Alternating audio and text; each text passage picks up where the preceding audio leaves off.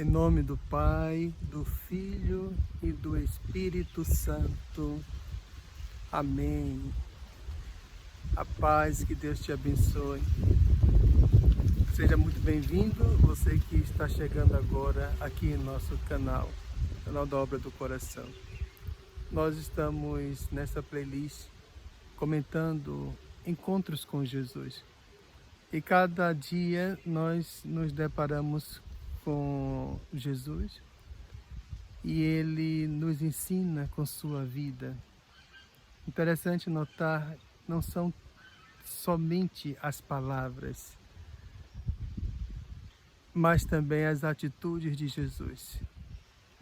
Nesse evangelho de hoje, após saciar a fome daqueles 5.000 homens, Jesus havia passado o dia ensinando no deserto, naquele lugar deserto, melhor dizendo, aquelas pessoas e também alimentou aquela multidão. Quando todo tinha acabado, então ele pediu que os discípulos fossem à frente, atravessando o mar da Galileia, e depois que todos foram embora, ele foi então rezar, subiu a montanha para rezar. Nós estamos assim, olhando para um Jesus que parece que não se cansa, incansável, na sua missão, na sua vocação e, sobretudo, na sua relação com o Pai, na sua relação com Deus. Jesus, apesar de todo o cansaço que podemos imaginar ele estava, ainda foi para a montanha para rezar. Interessante, nem sempre nós privilegiamos o nosso tempo dedicado à oração. Mas se nós não dedicarmos e não privilegiarmos o nosso tempo que dedicamos à oração, ficaremos como sacos vazios. Não teremos realmente condições de sustentar a vida.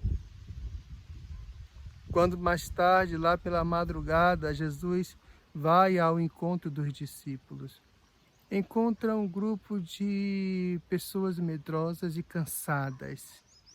O mar estava agitado, a barca onde eles estavam era a remo e eles precisavam remar contra a correnteza. Era madrugada e nós podemos imaginar como era difícil, de fato, humanamente falando, enfrentar um mar revolto, os ventos contra, etc. Mas note-se que o que predominava era o medo. E quando Jesus vai andando sobre as águas, eles ficam com medo quando eles avistam aquela imagem inusitada.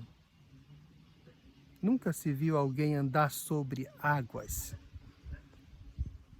E quando Jesus entra na barca, então o mar se acalma.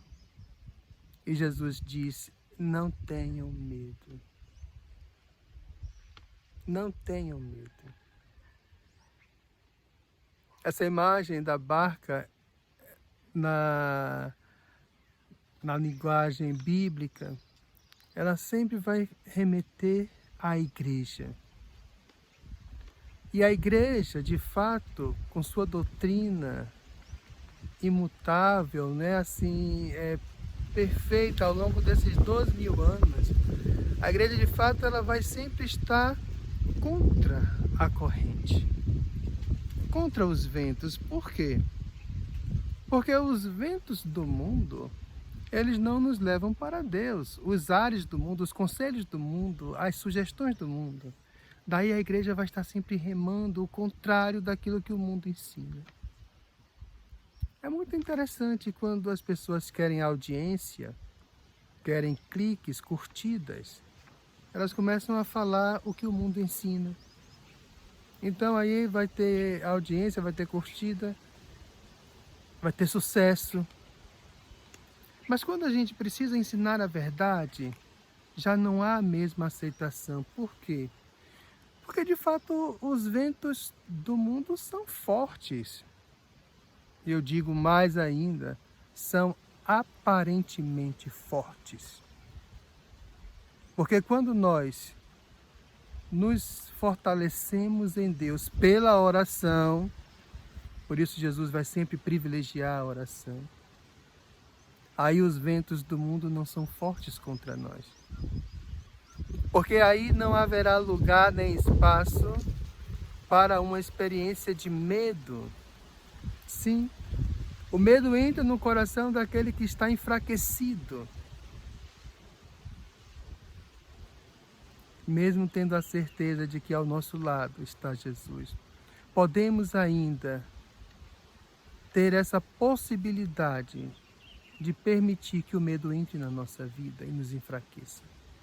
Veja que no final do evangelho, desse texto de hoje, Marcos vai dizer que os discípulos estavam ainda sem entender direito como que foi aquela multiplicação dos pães, como que todo mundo comeu.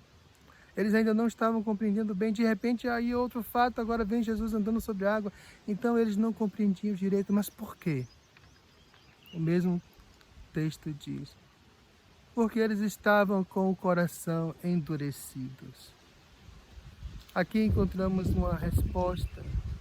Muitas vezes nos falta compreender a vontade de Deus, porque falta abertura em nosso coração.